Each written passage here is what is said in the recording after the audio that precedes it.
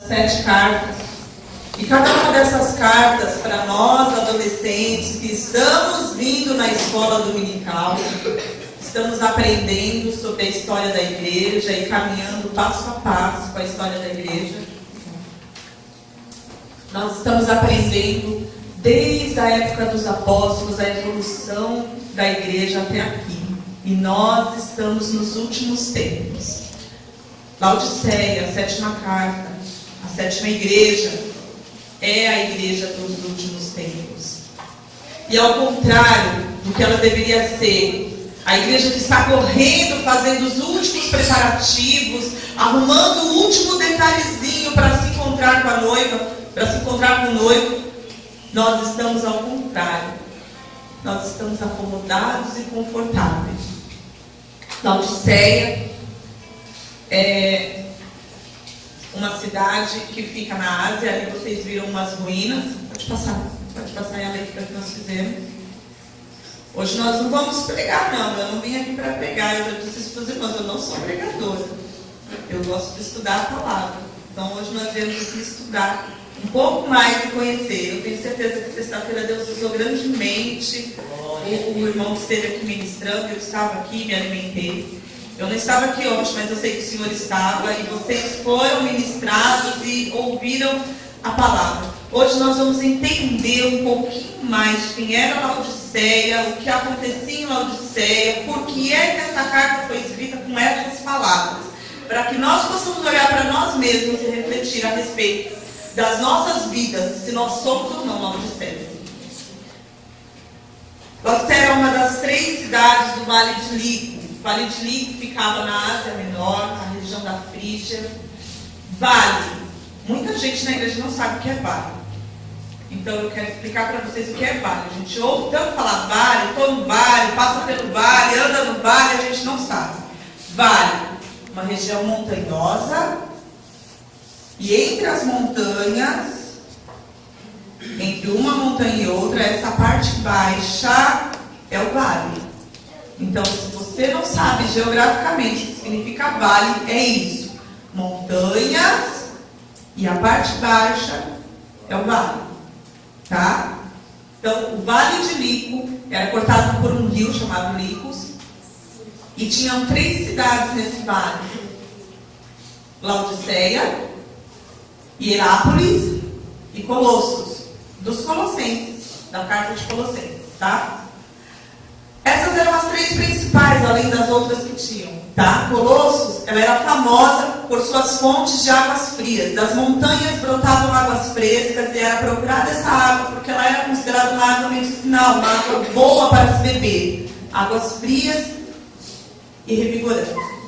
Hierápolis, ela era famosa por suas piscinas de águas termais. Era um paraíso. Um lugar muito lindo, que produz, até hoje, Hierápolis ainda existe, produz piscinas naturais de águas quentes, seus banhos são medicinais, aconselhados para grandes tratamentos de saúde. Tá? E Laodiceia, que era conhecida por ser centro financeiro da região, toda a província romana que tinha se instalado em Pérgamo e que dominava toda a região da Frígia, o centro financeiro era em Laodiceia. Era também um centro político. Augustus, o imperador, escolheu Laodiceia para que as questões políticas da região fossem julgadas lá. Então, era em Laodiceia que as decisões importantes da região eram tomadas. Era um centro medicinal, porque ali existia uma grande escola de medicina, tá? Nós vamos ver daqui a pouco como era isso. E era um centro comercial também. Aqui, o mapa da Ásia Menor. Eu quero que vocês observem bem. Aqui, à esquerda, nós temos o Vale de Licos, os 3 pontinhos aqui dentro do quadrado branco. Ali era a região do Vale de Licos, tá? Então, a gente tem Laodiceia, à esquerda, acima, Hierápolis, e à direita, Colossae, que é Colossos. Essa aqui é a região das 7 cartas, das 7 igrejas. Então você tem lá em cima Pérgamo, Sardes, Filadélfia, Esmirna, Efésios e Laodiceia. A Laodiceia, eu quero que você preste bastante atenção, isso é uma aula de história, eu sei, é um pouco chato, quem não gosta de história é chato pra caramba, concordo, mas se você não entender toda essa parte, você não entende as palavras que foram usadas na carta, tá? Ficava num cruzamento de estradas, como a gente viu lá no mapa, era toda uma fila de cidades importantes e era ali que se desenvolvia todo o comércio, porque passavam todos por Laodiceia, tá? Ela foi conquistada em 240 a.C. por Antíoco II, um nobre sírio. Teve o seu nome trocado, ela não se chamava Laodiceia, passou a se chamar Laodiceia por causa de Laodice, a esposa de Antíoco II. Foi uma homenagem feita para a esposa dele. Na verdade, o nome de Laodiceia é Laodiceia do Licos, porque era um nome bastante usado quando ele dominava as cidades. Ele colocava esse nome em homenagem à esposa. Então, existem 6 Laodiceias. E a que a gente conhece na Bíblia é a Laodiceia de Licos, tá? Ela foi repovoada por judeus e sírios trazidos da Babilônia e Mesopotâmia. Quando uma cidade era invadida, quem tem aulas na escola dominical já deve ter aprendido isso. Quando uma cidade é invadida por um grande guerreiro, ele pega todo o povo daquela cidade e leva embora, como escravo, para a terra dele. E o que ele faz com aquela cidade? Ele devasta. Se ele tiver que popular aquela cidade, não vai ser com o povo dela mais. Para que aquele povo que foi levado cativo, ele não tenha mais para onde voltar. Ele fique realmente desterrado. Então, quem volta para aquele lugar são os escravos que ele já levou para outros campos. O que Antíoco fez? Ele pegou os judeus que estavam na Babilônia e na Mesopotâmia e levou para a região do Licos. Então, Colossenses, Hierápolis, Laodiceia e outras cidades do Vale de Licos foram povoadas com judeus que tinham sido trazidos da Babilônia. Então, a maioria deles eram judeus e um pouco deles era sírio também. O nome da cidade, antes dela se chamar Laodiceia, ela se chamava Dióspolis. E o que quer dizer Dióspolis? Dios, Deus. Polis, cidade. Cidade de Deus. O nome de Laodiceia antes era cidade de Deus.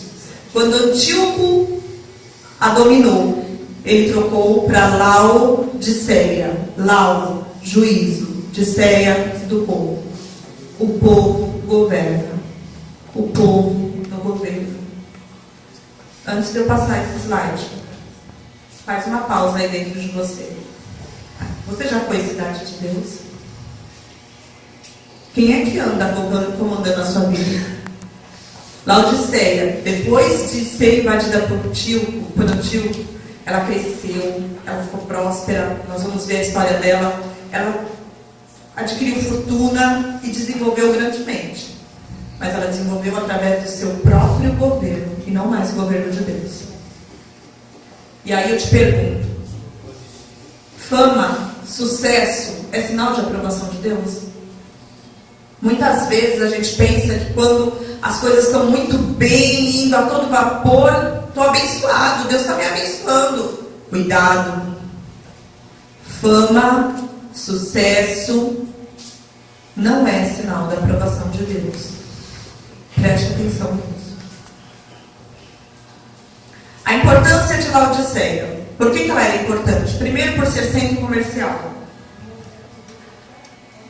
Na região de Laodiceia era produzida lã negra. Rara, porque a maioria das ovelhas são realmente de lã clara. Mas lá eles tinham o privilégio de ter lã negra. E para nós hoje é muito fácil, né? A gente olha hoje e vê muita roupa colorida aí. Para eles não era tão fácil assim, porque a matéria base do tecido, que era a lã, ela precisaria ser tingida e não era uma coisa fácil, não era um recurso muito fácil de tingir. Então, quando eles tinham naturalmente o fio colorido, isso era uma riqueza. Então, a Laodiceia, ela se deu muito bem, porque na região dela ela conseguia ter a lã negra. E isso, através disso, ela se tornou referência de moda, centro têxtil, pode passar.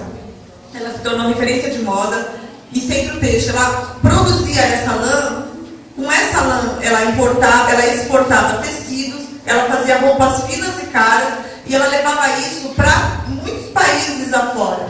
Tornou-se, então, um centro comercial que prosperou muito por conta disso. As roupas do Oriente Médio, tá? Pode passar. Era um centro de medicina também.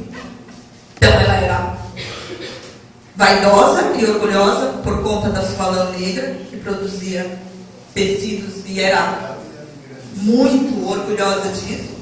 E era um centro medicinal. Esse templo é o templo de Esculápio.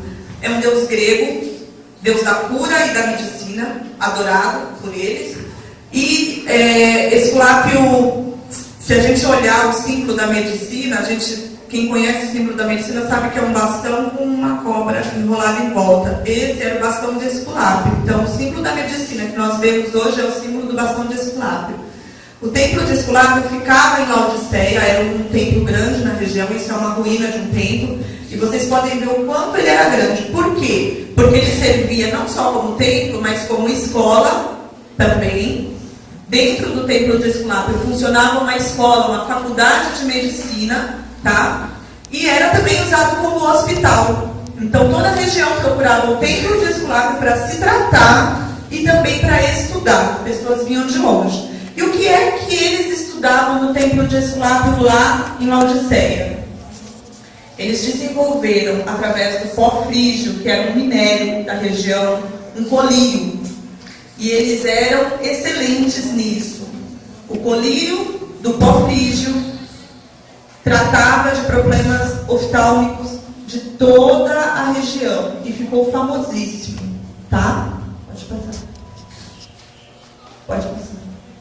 Dentro do templo, aqui a gente tem um quadro reproduzindo uma cena da época, um menino sendo tratado dentro do templo com problemas oftálmicos. Então, dentro do templo existiam leitos para serem tratados como se fossem hospitais. Além de ser um centro comercial, esse colírio também fazia parte do comércio deles, porque eles exportavam isso para muitos lugares. Então, eles também adquiriram fortuna com isso, tá? Além de ser um centro comercial, ser um centro de medicina e estudo, também era um centro político, como eu já disse, as questões da região eram discutidas lá, e era um centro financeiro. Augustus, o imperador romano, escolheu Laodiceia como banco para ele. Então, além da fortuna que eles adquiriram, também a fortuna dos romanos passava por ali, porque Augustus escolheu lá. Mas eles não eram só qualidades, eles tinham defeitos também. E um dos maiores defeitos que eles tinham lá, uma deficiência que eles tinham, era a água. A água de Laodiceia era uma água poluída, uma água suja. A água da própria cidade não dava para beber. Mas eles tinham dinheiro, lembra? Então, com dinheiro, eles podiam fazer tudo. Eles resolviam os problemas deles com o dinheiro deles. Já que a água deles era suja, era poluída, era muito cheia de calcário, não dava para beber, vamos resolver esse problema. Vamos chamar quem? Vamos chamar os romanos. As águas deles vinham primeiro de Colossos, tá? Colossos estava a 14 quilômetros de distância. Para a gente isso não é muito hoje, não. Mas para eles era muito. Porque eles iam ter que puxar água 14 quilômetros através das montanhas. Mas as águas de Colossos valiam a pena e eles iam fazer isso. Pode passar. Colossos era uma antiga cidade, foi um centro comercial antes de Laodiceia. Está sobre as margens do rio Licos. Tem águas frescas vindas das colunas, mas ela não existe mais. Hoje só tem ruína de Colossos, tá? Colossos, essa é uma imagem de Colossos, é uma região montanhosa. Aqui no pé a gente vê algumas ruínas. As águas também poderiam vir, além das águas frescas para beber que vinham de Colossos, eles também fizeram uma canalização para trazer água de Herápolis. Essas são piscinas feitas através das colinas de Herápolis, formadas por calcário e cálcio. Pode passar. Esse branco que a gente vê, pode passar. Esse branco que a gente vê é o calcário se derretendo. Então, Herápolis, dentro da montanha, ela tem uma fonte de calcário e cálcio que eferve, extravasa e vai formando pilhas de mármores com piscinas naturais. Essas águas são águas de 35 a 50 graus. São águas quentes.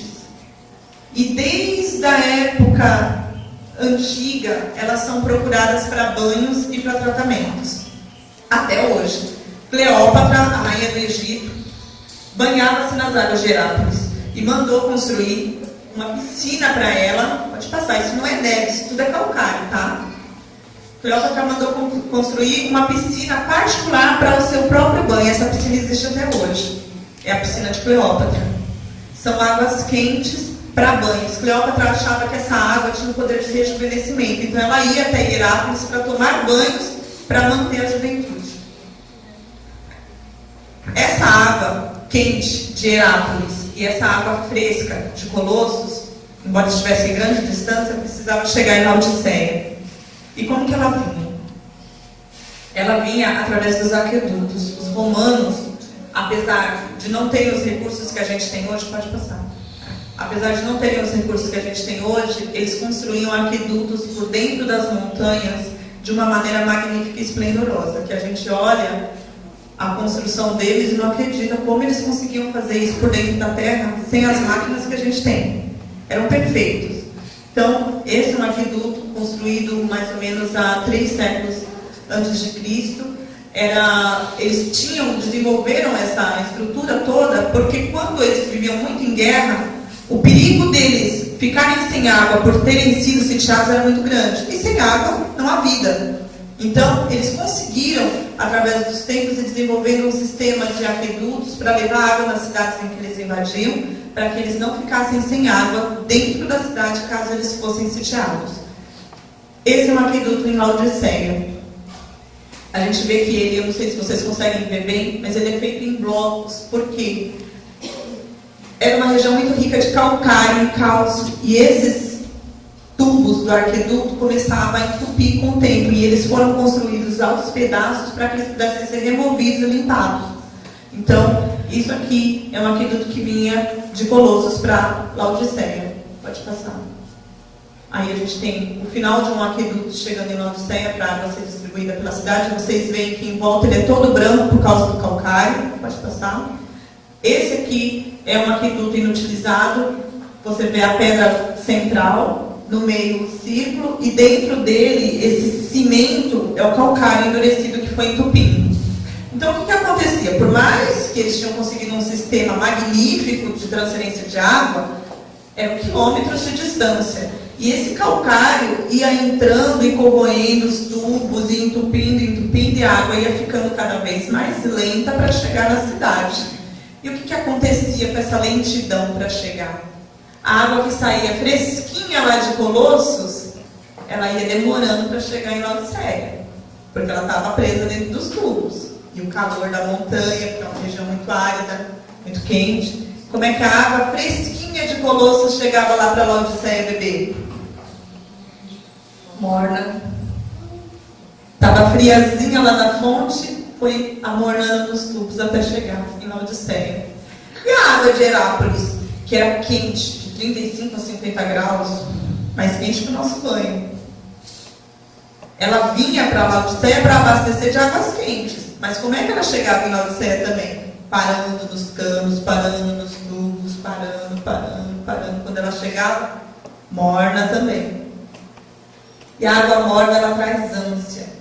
Para quem não estava acostumado a beber aquela água, e até para eles lá, era uma água que não era gostosa de beber. A água deles era ruim, e a água que eles traziam era ruim também. Então, por isso, a expressão, nem porque és quente, nem porque és frio, mas porque és morno, me trazes ânsia, tenho vontade de te vomitar da minha boca. E aí a gente pensa, né? Se Deus mandou essa carta para Laodiceia, comparando a gente com água, porque foi essa a linguagem, para que eles entendessem. Deus usa as linguagens que nós entendemos para falar com a gente. Deus nunca vai falar com você com uma linguagem que você não entende. Deus vai usar ferramentas da sua época. Deus vai usar a linguagem da sua época. Então, Deus jamais vai usar uma linguagem arcaica, antiga, ultrapassada para falar com você, porque senão você não vai entender. E com eles, Deus usou a linguagem da água. Por quê? Porque se eu estiver fria, eu vou reconhecer o meu estado de frieza. Se eu estiver longe de Deus, e estiver esfriado, eu vou me atentar disso e eu vou sentir a ausência de Deus na minha vida. Se eu estiver quente, é porque eu vou estar muito próxima de Deus, eu vou estar muito perto da comunhão. Mas se eu estiver mais ou menos, fazendo confortavelmente só aquilo que me basta, eu venho aos cultos, eu canto, eu participo, vai, pelo amor de Deus, gente. Não precisa me cobrar tanto assim, eu não estou aqui. Já estou aqui, já orei hoje de manhã, já orei, poxa, já orei, vou ter que orar toda hora agora. Esse é o mais ou menos. Essa é a situação confortável. Às vezes a gente acha que só estar aqui sentado, não todo mundo, eu não vim para a igreja, não tá bom? Já vim para a igreja, ó, tô aqui, pronto. Às vezes a gente acha que isso tá bom. E eu preciso te dizer que isso aí é o mais ou menos. Se você não tivesse vindo, talvez você tivesse sentido a ausência de Deus. Mas porque você veio e achou que já estava de bom tamanho, você está aqui. Deus precisa olhar para você e dizer, olha, mais ou menos para mim não serve. Mais ou menos para mim não dá. Como é que está essa região hoje lá, a região do Livros? Hoje o que a gente tem lá é um grande sítio arqueológico com alguns destroços e algumas relíquias da época, mas infelizmente Laodiceia não existe mais, Laodiceia virou um deserto, Colossenses também, Colossai também. Esse é o mapa atual hoje. Então, hoje a gente tem, naquela região da Frígia, hoje está a Turquia. E aí eu tive o cuidado de trazer para vocês o nome de cada cidade das 7 igrejas, como é que está hoje. Hoje existe Pérgamo é Bérgama, Tiatira é Atzar, Esmirna hoje chama-se Izmir. Essas cidades existem, tá? Efésios, aqui na beira do mar, chama-se Selçuk, ainda existe. Sardes chama-se Sarti, Filadélfia chama-se Salihli, e Laodiceia, lá no canto, chama-se Pamukkale e é um deserto. Colossai não existe mais, também é um monte de destroços e colinas, e o que Hierápolis também não, virou uma coisa só. Então, Pamukkale, perto de Denizli, que é a cidade mais próspera da região, na verdade, Hierápolis, Laodiceia e Colossos virou uma coisa só, Pamukkale. Traduzindo para a nossa língua, Pamukkale quer dizer castelo de algodão, e vocês viram por quê? Porque Hierápolis é toda de montanhas brancas de calcário. Então, por isso, Pamukkale é castelo de algodão. O que aconteceu com essa cidade? Infelizmente, eles não ouviram as mensagens das 7 igrejas, das cartas. Essas mensagens que foram enviadas para eles era para despertamento, para que eles entendessem que eram tempos difíceis. Essas cartas foram escritas na época de grande perseguição, na época de Nero e Domiciano. Havia cristãos morrendo em todo o mundo e eles precisavam ser alertados. Eles precisavam ser alertados da situação que o mundo estava. Mas, infelizmente, muitos deles não escutaram a mensagem de Laodiceia com deles. Ela foi advertida que ela estava esfriando, que a fé dela estava acabando, que ela estava acomodada, mas ela não se apercebeu. Conclusão disso, os muçulmanos tomaram conta, houveram muitas guerras contra o cristianismo, houveram muitas batalhas, muitos lugares foram destroçados. Por isso, Colossos não existe mais e nem Laodiceia, só destroços, porque eles foram destruídos com as guerras muçulmanas que houveram na região. A partir do século XII já não existia mais. A gente está falando dessa carta escrita em 90 depois de Cristo. Então, no primeiro século depois de Cristo, eles receberam a mensagem. 10 séculos depois, eles já não estavam mais lá, já não existia mais nada, não existia mais vida. Hoje, o único lugar famoso que ainda existe em pé é Hierápolis, que é um centro turístico muito visitado, tem um enorme sítio arqueológico e abrange todo o território das 3 cidades. Como é que os laodicenses se viam? Bom, eles tinham dinheiro, muito, porque eles vendiam colírio, que era uma coisa rara, eles vendiam lã, que era uma coisa rara, eram inteligentíssimos, tinham uma faculdade dentro da própria cidade, nem era uma cidade tão grande assim, mas eles tinham uma faculdade lá dentro. Então, como eles se viam? Eles se viam intelectuais, eles se viam orgulhosos de passar. Eles eram orgulhosos, por favor. Eles eram orgulhosos da sua riqueza, por conta do que eles tinham. Eram poderosos, porque a política se concentrava toda na região deles. Eram vaidosos por causa da sua lã e das suas vestes, que eram muito procuradas e finíssimas.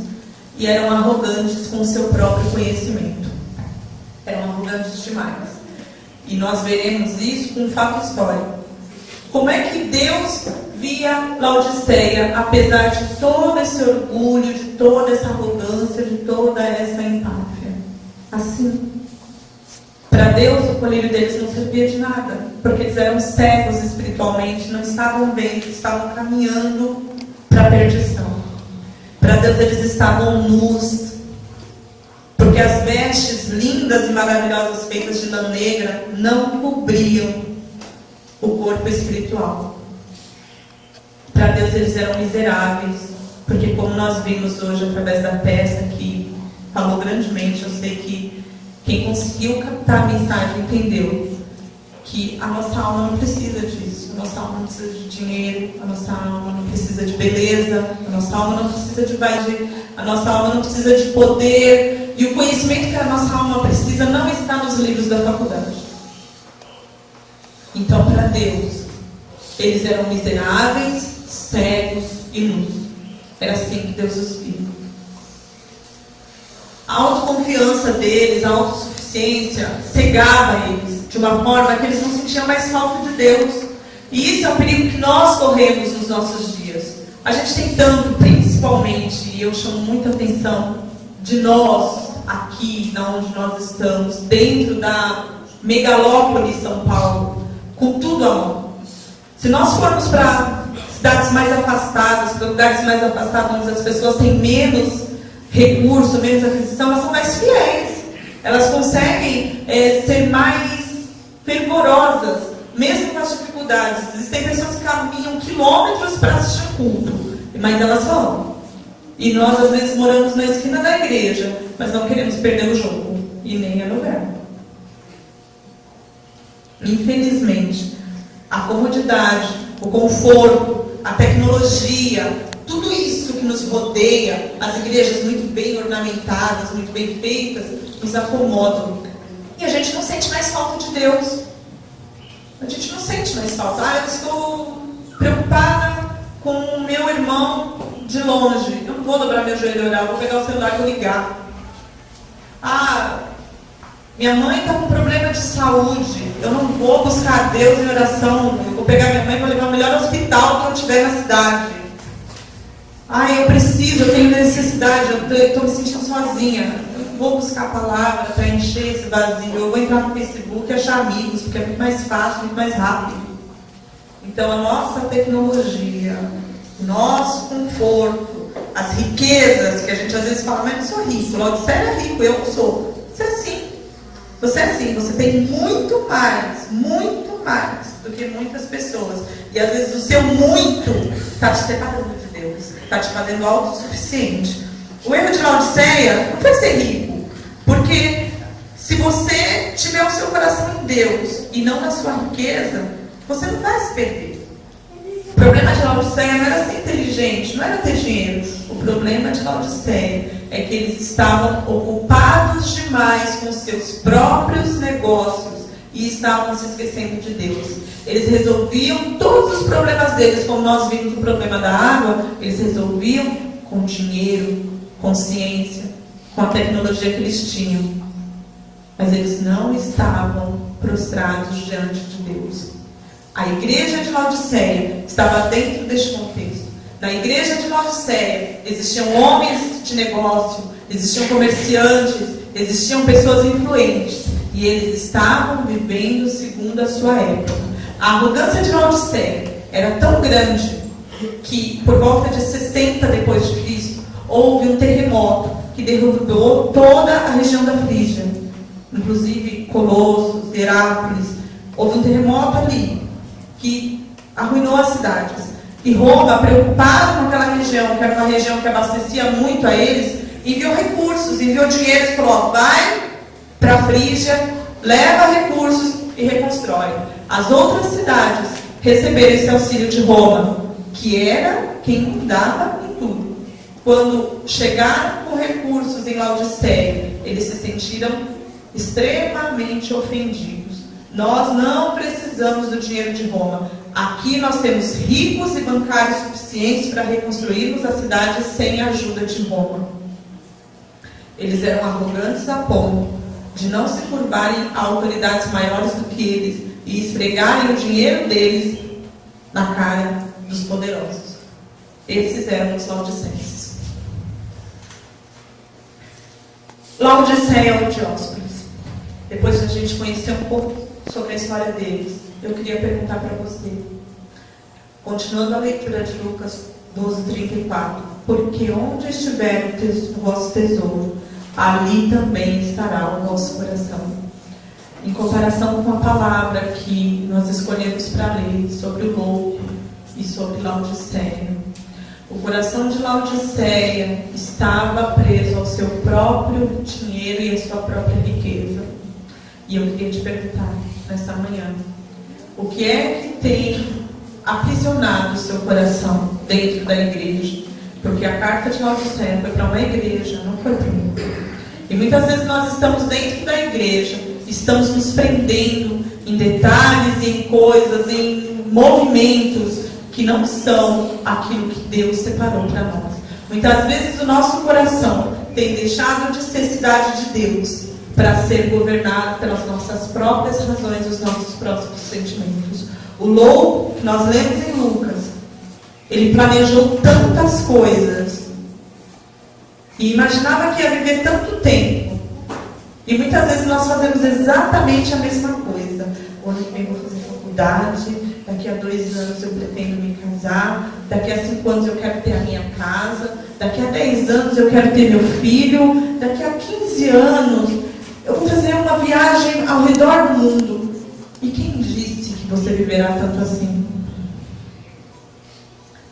Às vezes nós fazemos esses planos dentro da igreja. Eu vou começar hoje, aí um pouco mais nos cultos de doutrina, para o pastor me olhar um pouco melhor. Vou vestir um terno mais agradável, porque quem sabe daqui a 1 ano ele me consagra ao cooperador. Pode ser que daqui a 1 ano e meio eu já tenha terminado a minha faculdade, aí eu vou ser diácono. Pode ser até que daqui a 5 anos eu vou estar dirigindo a igreja no lugar, pastor. Mas espiritualmente. E aí eu estou falando do pastor, mas a gente pode mirar regente, a gente pode mirar o líder, a gente pode mirar tantas. Isso, almejar, crescer no ministério não é pecado, não. Mas o seu coração está aonde? Aonde está o seu coração? O que é que Deus quer que nós enxergamos nessa manhã? Muitas vezes nós temos sido cegos espirituais como Laodiceia. Apesar de tudo que eles tinham, eles não enxergavam que o que eles mais precisavam, o dinheiro deles não comprava, que era a paz interior, que era a libertação interior. Pode passar, por favor. A época deles, como eu disse, em 90 depois de Cristo, foi a época que João estava exilado.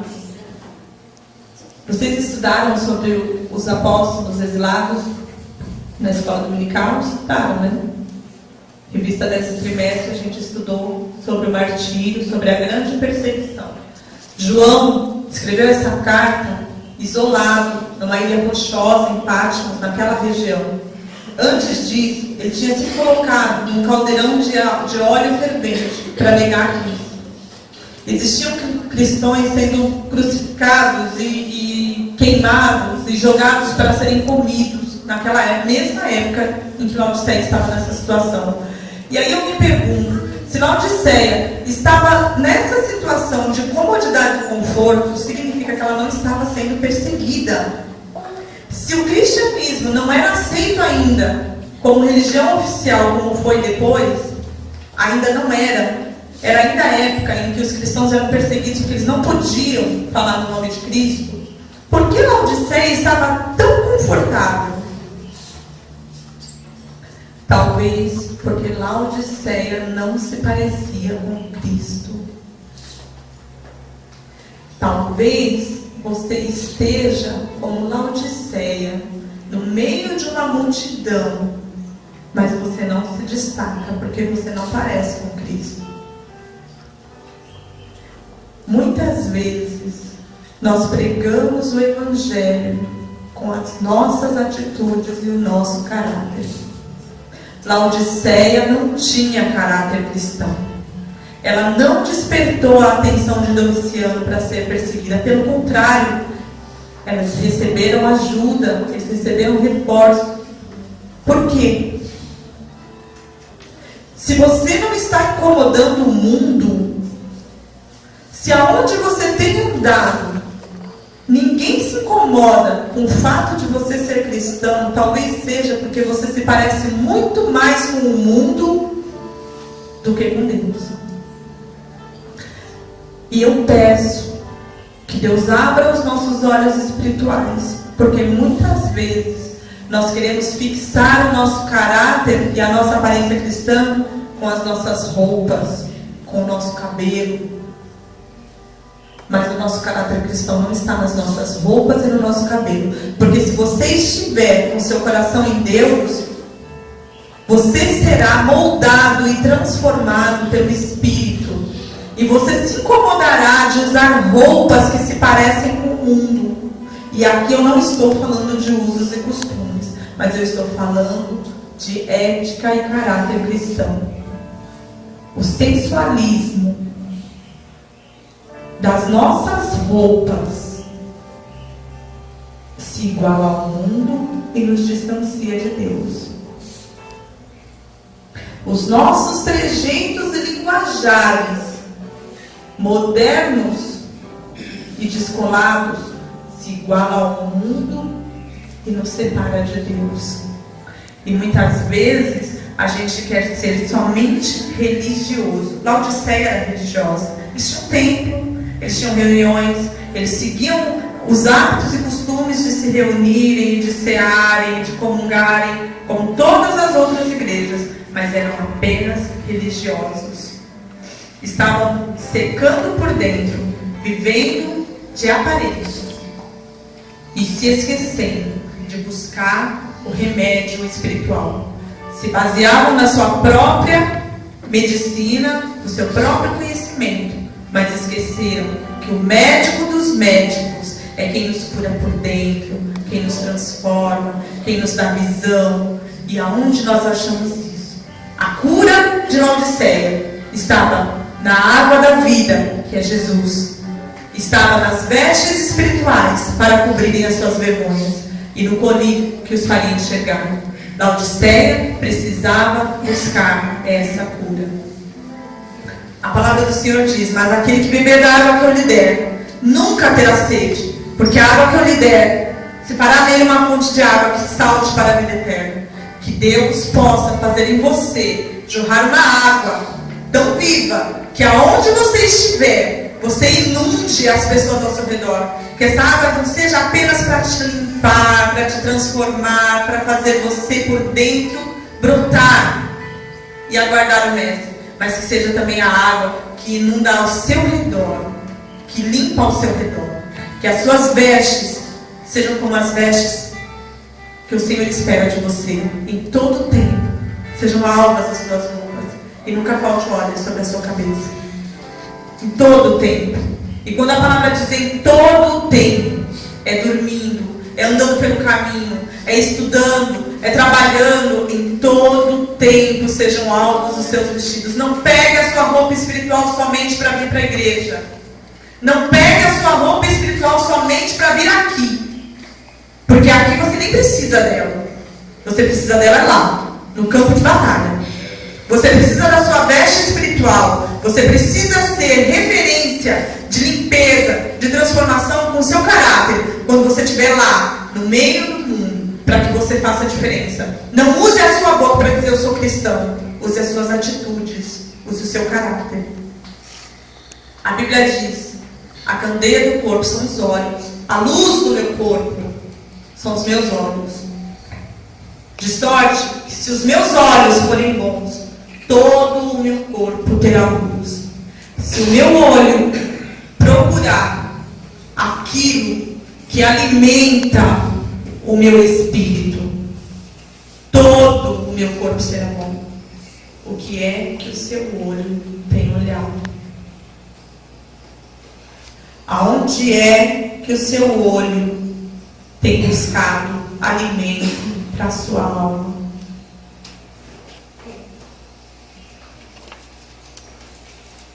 Que Deus tenha misericórdia de cada um de nós. Que Deus tenha misericórdia de cada um de nós. Que nós paremos de viver de aparência. Porque a igreja desse século é uma igreja que se acomodou, que viveu apenas de reuniões. Nós passamos por uma situação essa semana na igreja que me incomodou muitíssimo, muitíssimo, muitíssimo, muitíssimo. Nós estávamos num culto e uma pessoa que aceitou Jesus há algumas semanas atrás estava lá também. E nós olhamos para debaixo do banco e as bolsas e as sacolas dessa pessoa estavam debaixo do banco. E a minha irmã virou para mim e falou: esse rapaz aceitou Jesus já tem alguns dias e ele está dormindo na rua. Ele trabalhou hoje, fez um bico no Lava Rápido, pediu para tomar um banho para vir para a igreja e o dono do Lava Rápido negou. Ele molhou a cabeça na torneira para pentear o cabelo, trocou a roupa no banheiro da igreja e entrou para o culto. Sentou lá atrás, com vergonha, porque ele estava fedendo. E ele disse que várias vezes ele tem feito entrevistas e ele não tem passado, porque ele não tem como comprovar residência fixa, mas ele estava no culto. E quando eu ouvi essa história, eu fiquei profundamente incomodada e eu passei o culto inteiro intercedendo por aquela vida, porque eu não via de mim mesma nenhum recurso, nenhuma forma de ajudar aquela pessoa. E eu olhava para ele e eu via que ele se prostrava. A cada oração ele se prostrava e ele clamava e ele pedia. E eu pergunto, como igreja, o que nós temos feito pelas almas? Nós viemos aqui, nós abrimos as portas, acendemos as luzes, cantamos belas músicas, nos alegramos, batemos palmas, sorrimos, choramos, apagamos as luzes e vamos embora. E existem pessoas desesperadas, existem pessoas tremendamente clamando por socorro. E como igreja, a nossa voz tem sido uma voz calada, uma voz muda. Nós não temos tido vista para enxergar a necessidade espiritual. Existe do seu lado pessoas sorrindo por fora e chorando por dentro, magoadas, feridas, pedindo ajuda. E muitas vezes o meu olho é cego e eu não consigo enxergar que o meu amigo do meu lado precisa de ajuda. Muitas vezes você tem estado do lado de pessoas ativas, se movimentando e trabalhando, mas são pessoas que estão gritando por dentro: me ajuda, estou morrendo, me ajuda, me estende a mão. E você não está enxergando. Eu quero, em nome de Jesus, te pedir para descer do seu pedestal, não ser autossuficiente e pedir para Deus: Senhor, me faz ter de novo a inocência do primeiro amor e enxergar a necessidade da tua casa. Me faz com que eu me incomode quando eu ver alguém dormindo na sarjeta. Me faz com que eu me incomode quando eu ver alguém carente chorando, porque nós nos tornamos indiferentes. Tornou-se comum ver pessoas dormindo nas calçadas. A gente passa de longe, que é para não sentir o cheiro. E o evangelho está morto. A religiosidade existe escrita, mas o evangelho que transforma, o evangelho que ama, que estende a mão, o evangelho não está sendo pregado. Os tempos estão gritando. Jesus está voltando, sim. E ainda existem pessoas que precisam ser alcançadas. Eu quero te convidar nessa manhã a se levantar e a entregar o seu coração comigo. Eu não vou chamar ninguém para vir aqui na frente, não. Mas faça a sua própria autoavaliação. O que é que você tem feito da sua vida espiritual? Aonde a sua vista tem mirado? Para que você não tenha olhos para enxergar a necessidade da casa do Senhor. Para que você não tenha olhos para enxergar a sua referência como cristão. A sua real situação como crente. Que você possa, nesse momento, descer diante de Deus em espírito. Em pé como você está. Proste-se diante do Senhor. E reconheça que você precisa voltar. Que você precisa reconhecer. E amar o verdadeiro amor. Que você precisa de Deus na sua vida. Você precisa de Deus. Você não é autossuficiente.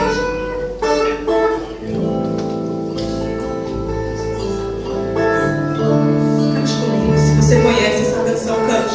Mas cante com a sua alma, não cante com a sua boca, não. Cante com a sua alma.